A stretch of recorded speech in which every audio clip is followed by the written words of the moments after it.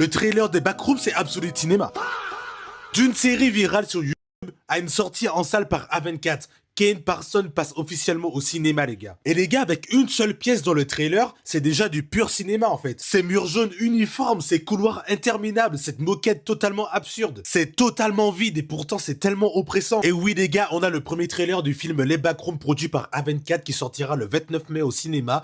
Et on sait déjà très bien que le film va jouer sur la perte totale des repères. Parce que les gars, les Backrooms, c'est l'errance pure, en fait. Cette impression d'être coincé dans un espace qui te ressemble, mais qui n'est pas du tout humain. Et ouais, je parle comme si j'étais déjà allé, mais les gars, j'y suis déjà allé dans les backrooms. Les décors sont labyrinthiques, répétitifs, géométriquement instables. L'espace est déshumanisé en fait. Comme si c'était l'architecture qui devenait l'ennemi, ou comme si c'était l'architecture qui devenait finalement l'entité qui te veut du mal quoi. Ces néons au plafond, plus on descend, plus la lumière devient artificielle, froide, mais volontairement insuffisante pour ne vraiment pas te rassurer. J'ai l'impression dans les backrooms, c'est plus la lumière qui ne te rassure pas plutôt que l'obscurité. Au niveau de la mise en scène, on ne sait toujours pas si le film sera en found footage ou pas.